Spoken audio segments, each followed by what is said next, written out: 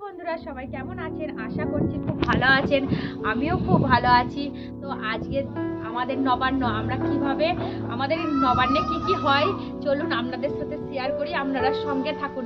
ভালো লাগলে একটা লাইক এবং সাবস্ক্রাইব করে দেবেন। চলুন। রান্না আমাদের মোটামুটি কমপ্লিট হয়ে গেছে। এখানে অনেক রকমের ভাজাভুজি আছে, যেমন আলু ভাজা, পটল ভাজা, আখ ভাজা, বেগুন ভাজা। তো ভাতটা আমাদের পরে করা হচ্ছে। তো এই ভাজাভুজি মানে আমাদের 9 রকম ভাজাভুজি আছে। তো এখানে চাল নবান্ন করানো হচ্ছে। তো বাচ্চাগুলো এখানে সব খেলাধুলো করছে। স্কুটিতে উঠে বসে আছে। বাচ্চাগুলোকে বলা হচ্ছে এটা আমার ননদের ছেলে আর আমার মেয়ে। তো বলছি নামো, তবু নামছে না। ওরা এখন খাওয়া দাওয়া কিছু করবে না।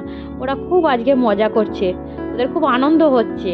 নবান্ন করবে ওরা একসাথে বসে, তাই খুব মজা করছে। তো এখানে সবাই মিলে এখন আমাদের চাল খাওয়া হচ্ছে নবান্নের। তো এখানে দেখো বন্ধুরা, বাচ্চাগুলো এত এত আনন্দ পেয়েছে যে ওরা রাস্তার মাঝখানে টুল নিয়ে এসে নাচতে লেগে গেছে। আমি বলছি যে চলো সোনারা বাড়ি চলো, কিন্তু যাচ্ছে না।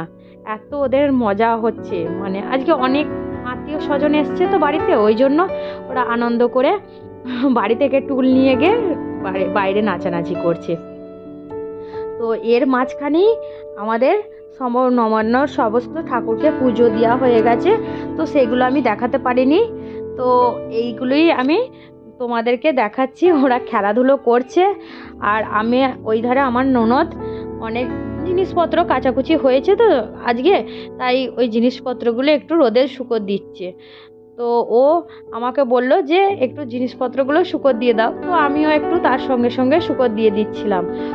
তো জিনিসপত্রগুলো শুকো দেওয়ার পর আমার বাচ্চাগুলোকে আমরা খাওয়াতে আসবো। তো ও আসবে, আমিও আসবো।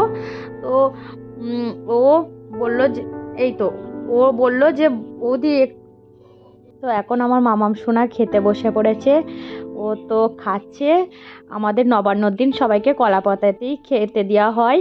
তো কলা পাতাতে ওদের কলা পাতাতে আমাদের খুব এমনিও অন্য দিনেও খেতে খুব ভালো লাগে। বন্ধুরা কাদের কাদের কলা পাতাতে ভাত খেতে ভালো লাগে তাদের প্লিজ একটু কমেন্ট করে জানাবে বন্ধুরা। তো এখানে আমি মামামকে সন্ধ্যা হয়ে গেছে একটু বকাবকি করছি, ও পড়তে বসছে না বলে। ও বলছে আমি এখন পড়তে বসবো না, ফোন দেখবো। তাই আমি ওকে বলছি যে পড়াশোনা, ও পড়ছে না।